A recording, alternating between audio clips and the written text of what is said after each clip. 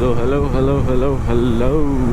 Good morning, सुप्रभात, वणक्कम, bonjour, जो भी होता है। और आप मान लो मैंने कह दिया तो welcome to my vlog. I hope आप सभी खुश हैं, जो भी कर रहे हैं उसमें मस्त हैं, and I hope you are all doing well. So I want to introduce you to my self first of all, because ये मेरा पहला व्लॉग है। My name is Jayesh. Uttarakhand से वैसे बिलोंग करता हूँ, बट मैं रहता फरीदाबाद में हूँ, और this is my first vlog. So I hope आप लोगों को ये सब पसंद आए, बिकॉज मैं ऐसा कुछ एक स्पेसिफिक बॉक्स के अंदर बैठ के कंटेंट नहीं बनाऊँगा। I will share whatever experiences I have and I think are worth of sharing। अब ये भी नहीं कि मतलब सड़क पे जलती बीड़ी दिख गई और मैं रिकॉर्ड करके आपको बता दूं कि अरे मेरे को सड़क पे जलती हुई बीड़ी मिली है, बट ना some good experiences which I think if I share with the public, उनका दिन शायद से बेटर हो जाए, उनके चेहरे पे शायद से एक स्माइल आ जाए। अगर किसी को if someone is going through something bad, वो उसे भूल के थोड़ा रिलीव हो सके या थोड़ा सा हंस सके, मेरा यही मोटिव है। मेरे को कुछ ऐसा झंडे नहीं गाड़ना है, मेरे को बस यही चाहिए कि अगर 10 लोग भी मेरा वीडियो देख रहे हैं, वो वीडियो देख के उनके चेहरे पे एक स्माइल आ जाए। That's it. स्लो। सो आज का अपना टॉपिक यार, एक रिसेंटली ना आपने नोटिस किया होगा, जो मतलब 3-4 साल पहले से जो super bike, second hand super bike की मार्केट थी, वो ग्रो कर रही थी। बट आज की डेट पे सुपर बाइक मार्केट बहुत, second hand super bike market काफ़ी तगड़ी तरीके से बूम कर चुकी है। एंड उसके मुझे जो रीजंस लगते हैं, आज I share them with you, and उससे आपको एक थोड़ा बहुत आइडिया भी मिल जाएगा कि अगर आप एक सुपर बाइक लेने का प्लान कर रहे हो। मैं बस एक बाइक का एग्जांपल लूँगा, ठीक है। I won't obviously talk about every super bike, वरना ऐसे तो यहीं निकल जाएंगे 14 बरस। बट हाँ आपको कुछ जो काफ़ी पॉपुलर सुपर बाइक्स हैं उनके रेफरेंस में उनके थोड़ा बहुत एक आइडिया ऑफ एन एक्सपेंस बता दूंगा, because I know many super bike owners, and मैंने उनके जो भी एक्सपीरियंसेस हैं उनसे पूछे हैं, मैंने उनसे सवाल किया है। I have done my R&D on this, and paper work वाली R&D नहीं है, मैंने सब IRL लोगों से पूछ के, who own super bikes, who used to own super bikes, who own मैंने उनसे भी पूछा है जो एक सुपर बाइक ओन करते हैं, मैंने उनसे भी पूछा है जो 7, 8, 10 सुपर बाइक्स ओन करते हैं। तो मैं सिंपली उन्हीं के बेसिस पे आपको बताऊंगा। आई नो काफ़ी सारे वीडियोस और हैं, बट कुछ तो बनाने का ना बेडू तो let's start with why this second hand super bike market has suddenly boom. चलो भाई देखो अब मैं क्या करता हूँ। सो क्या हुआ है कि अभी आप लेके चलो लगभग 3-4 साल पहले जो मिड सेगमेंट की बाइक्स थी, ये इसकी मार्केट बूम कर गई थी, अभी भी कर रही है, अभी काफ़ी तगड़ी स्टेट में ग्रो कर रही है। बट 3-4 साल पहले ग्रो करनी चालू हुई थी, लोगों ने मिड सेगमेंट की जो बाइक है, जो 2 से 6 लाख की है, 2 से 6 लाख नहीं लेके चलो 3 से 6-7 लाख के तक जो बाइक्स आती हैं, वो लेनी चालू कर दी थी। People were going for the Ninja 650s, people were buying, आप लेके चलो RC 390s, निंजा 400। तो लोगों ने काफ़ी बाइक ली, और इस सेगमेंट को मोटरसाइकिल इंडस्ट्री में अपन लोग बोलते हैं, जो ये मिड सेगमेंट की बाइक्स खरीदते हैं, इनको हम बोलते हैं एस्पिरेशनल बायर्स। एस्पिरेशनल बायर क्यों? क्योंकि इसके नीचे की जो बाइक खरीदता है वो बाइक खरीद रहा है यूटिलिटी के लिए, इसके ऊपर की जो बाइक खरीद रहा है वो ऑलरेडी बेस्ट चीज़ ले चुका है।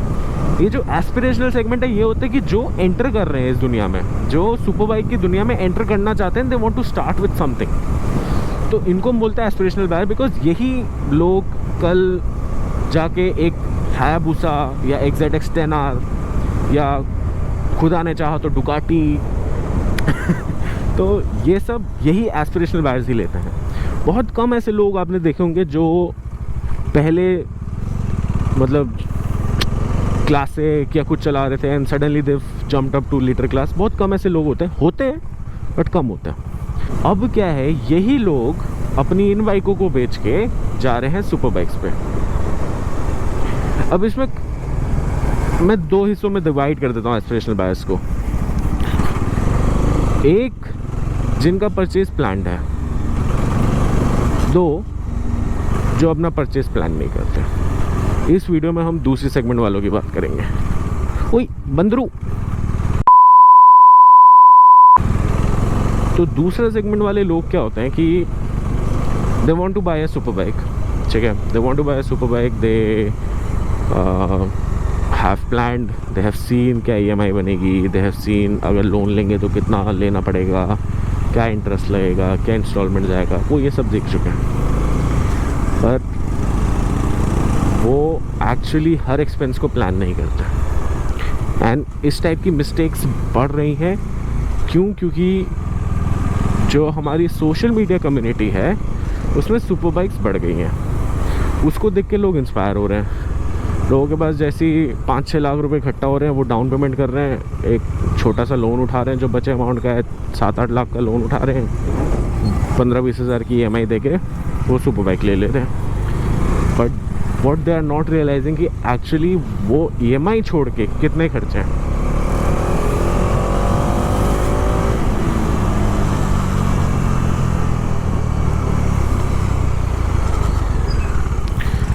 तो सुपर बाइक में खाली EMI का खर्चा नहीं है। सुपर बाइक लेना is not the tough thing. Super bike को मेंटेन करना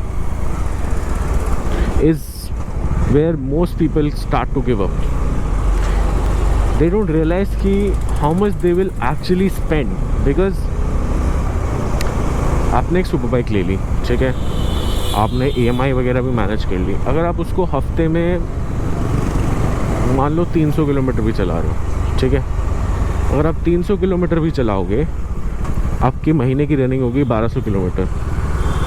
and let's take for an example, let's take a bike like Hayabusa, ठीक है।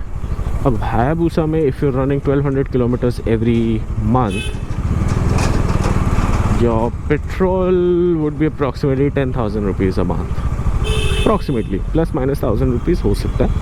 मैं एक एवरेज लेके बता रहा हूँ, टेंटेटिव फिगर बता रहा हूँ, हाइपोथेटिकल फिगर बता रहा हूँ, हाइपोथेटिकल नहीं, टेंटेटिव फिगर बता रहा हूँ। मोटा मोटी 10,000 रुपये महीने का आपका तेल लगेगा if when your only riding हफ्ते का 300 किलोमीटर, ठीक है। तो बूसा में if you just running 1200 kilometres in a month, आपका पेट्रोल का खर्चा आएगा 10,000 रुपये।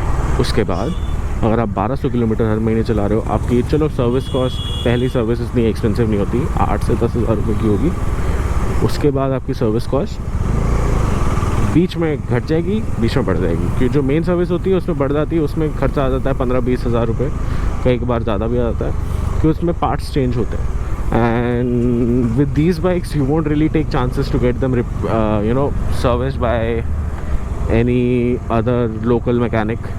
आप प्रॉब्ली कंपनी से ही कराओगे, क्योंकि एक तो आपकी वारंटी भी सही रहेगी, दूसरी चीज़ you can not trust every technician with these kinds of bike obviously, because complex machines हैं, एक्सपेंसिव मशीन्स हैं। आप ऐसे किसी भी राह चलते मैकेनिक को अपनी बाइक थमाओगे नहीं, ठीक है। तो सर्विस कॉस्ट अगर आप 1200 किलोमीटर चला रहे हो, आपके साल की बूसा के लिए होगी अराउंड 2 सर्विस। आप लेके चलो 25,000 रुपये, मान लो 25,000 रुपये सर्विस के हो गए। मैं आपको साल का फिगर एक बता दूंगा, मोटा मोटी अप्रॉक्सीमेट फिगर। तो साल का 25,000 रुपये हो गया आपका सर्विस कॉस्ट। तो उसके बाद फ्यूल का आप लेके चलो 1,20,000 रुपये, 10,000 रुपये एवरी मंथ, तो आपका हो गया 1,45,000 रुपीज़। 1,45,000 में इसमें आप इंश्योरेंस भी जोड़ दोगे, आई थिंक 20-25 हज़ार का इंश्योरेंस होगा, 1,70,000 रुपीज़ हो गया। फिर उसके बाद आप इसमें जोड़ दो, अब आप साल में अगर 14,400 किलोमीटर चला पा रहे हो, 14,400 किलोमीटर में आपको टायर तो चेंज कराने पड़ेंगे फॉर श्योर। अगर आप बहुत रगड़ के चलाओगे तो 2 बार ही कराने पड़ेंगे, बट से आप प्यार से चलाते हो, आप एकदम हौले हौले आहिस्ता आहिस्ता ले जाते हो, प्यार से ले जाते हो, सड़क देख के चलाते हो, आपका अगर टायर चल भी गया 14,400, आपको साल में 1 सेट चेंज करना पड़ेगा। एक सेट में with these kind of bikes is always recommended to go for a good tyre brand like Michelin और पिरेली और मेटजेलर। मिशेलिन पिरेली आप उठाओगे, मिशेलिन के रोड सिक का सेट, पिरेली का कॉर्सा का सेट, पिरेली के डियाब्लो का सेट। पिरेली के डियाब्लो कॉर्सा दोनों आपके 6-7 हज़ार 8,000 किलोमीटर से ऊपर चलेंगे नहीं, कितने भी प्यार से चला लो, हद कर 9,000 किलोमीटर खींचेंगे। मिशेलिन का रोड 6 लोगे तो उसकी माइलेज ज़्यादा है, बट वो आपको सेट पड़ेगा अबाउट 50 प्लस पड़ेगा, तो मान लो 55,000, तो 2,25,000 रुपये आपके ये हो गए। अब इसके बाद आप जो बाइक की EMIs दोगे, अब फॉर बूसा से you have paid 5 lakh rupees, आपने 5 लाख रुपये डाउन पेमेंट कर दी। इसका ऑन रोड प्राइस पड़ता है लगभग 19 लाख रुपये। 14 लाख रुपए आपके बच गए। आपने उसकी 60 महीने की EMI करा दी। 60 मंथ्स मीन्स 5 ईयर्स, 5 साल की आपने EMI करा दी। तो 5 साल की EMI कराने में आपका महीने का इसका EMI बैठेगा मोटा मोटी 30,000 रुपये। 30,000 रुपये आप ये जोड़ लो, साल के 3,60,000 रुपये, फिर आप साल 3,60,000 रुपये प्लस 2,20,000, 2,25,000, 2,25,000 प्लस 3,60,000 हो गया 5,85,000 रुपीज़ एवरी ईयर स्पेंड होना ही होना है। This is without any upgrades, without any you know on the spot expenses, जैसे कभी कभार बाइक ख़राब हो जाती है या बाइक में कुछ टूट जाता है या बाइक में कुछ रिपेयर होता है, उसका खर्चा अलग है। And these bikes are expensive to repair for obvious reasons. If you're buying a performance machine, if you're buying something which is rare, obviously the parts will be rare and obviously you'll have to pay more because आपकी rare bike के rare parts बाहर से आते हैं and technically ultimately आपको महंगी पड़ी जाती है। तो ये जो मैंने आपको फिगर बताया 5,85,000 का, ये है बिना किसी अपग्रेड के लिए। अब इसमें आप मोटा मोटी एग्जॉस्ट, चलो but exhaust and all this shit it's just like one time investment, ठीक है। तो ये मैं काउंट नहीं करूँगा, ये आप अपनी पॉकेट के हिसाब से, यार अगर आपने साइड में एक इकट्ठा कर रखे हैं 2-2.5 लाख रुपए, आपने एग्जॉस्ट लगा दिया, आपने साइड में इकट्ठा कर रखे हैं 50-60 हज़ार रुपये, आपने चेन सेट बदलवा दी, ब्रेक पैड्स बदलवा दिए, एयर फिल्टर डलवा दिया, all that shit is a one time investment, that's not a recurring investment. तो उसको मैं नहीं काउंट करूँगा। पर ये मोटा मोटी आप 6 लाख रुपए मान के चलो एक हायाबुसा के ओन करने के आपको चाहिए साल के, एंड ये पैसा है जो खर्च होगा ही होगा। तो 6 लाख रुपए साल के हो गए, महीने के 50,000 रुपये।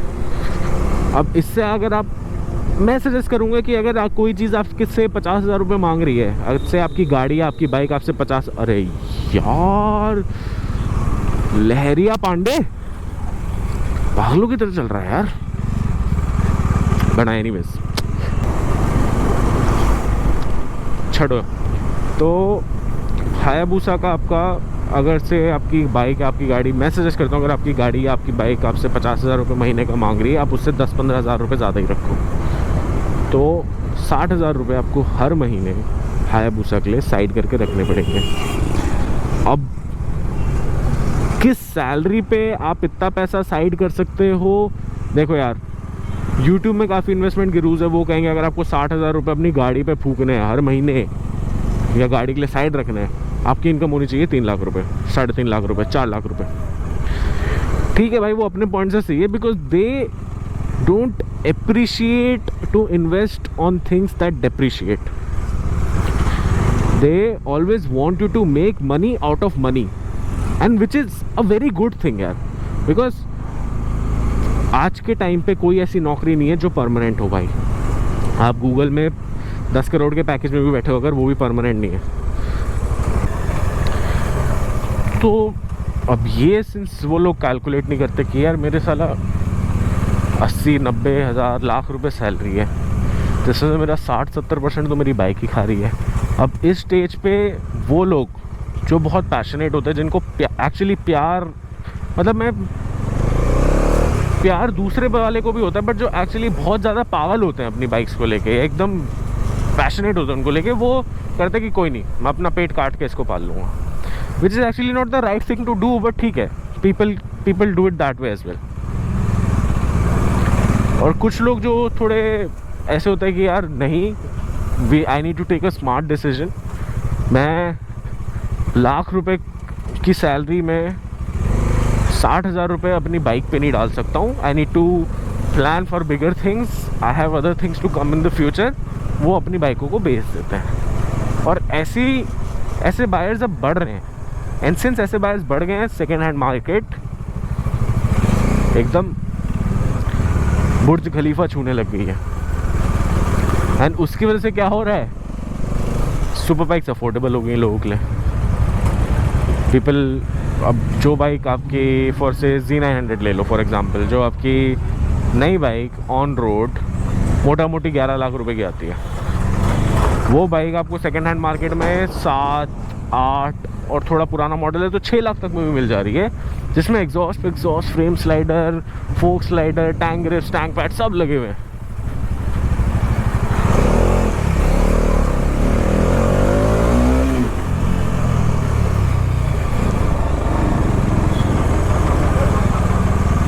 तो ये हो रहा है।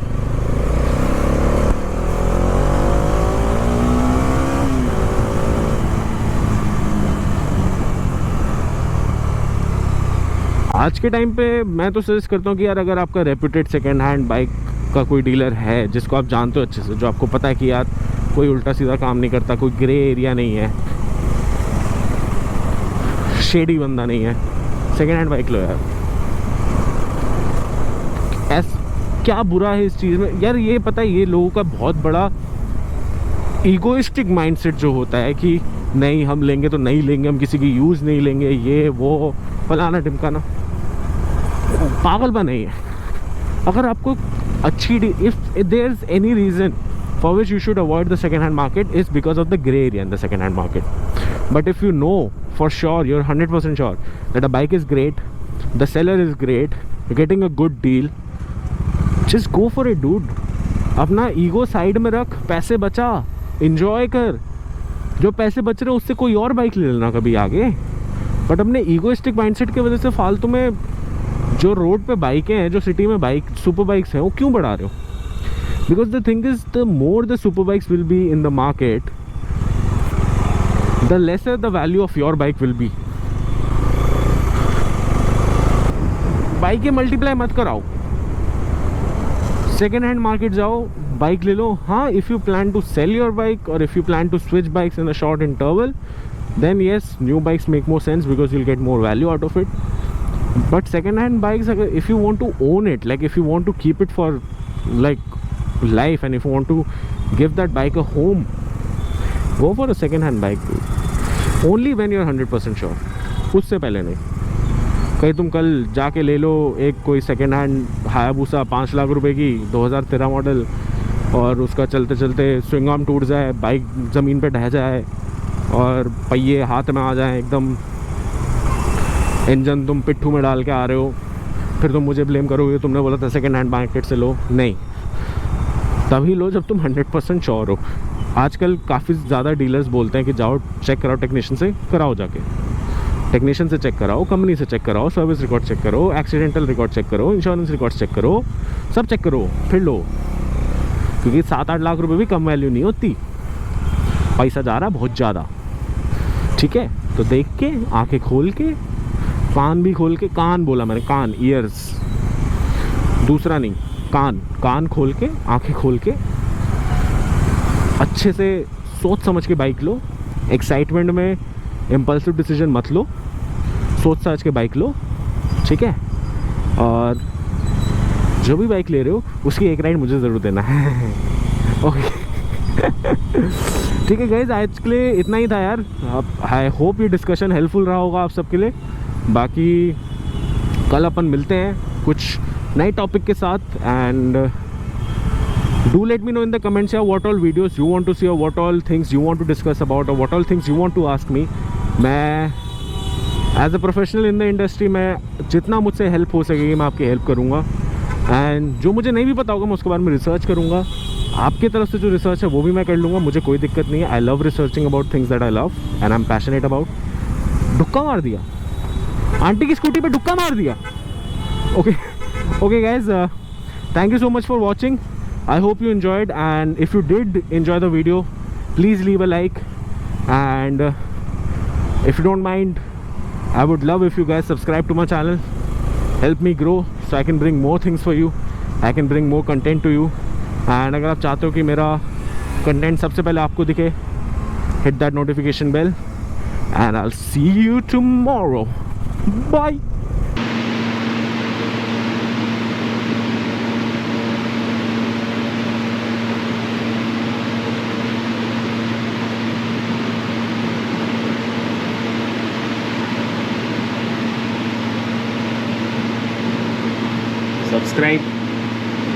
सब्सक्राइब नो नोटी सब्सक्राइब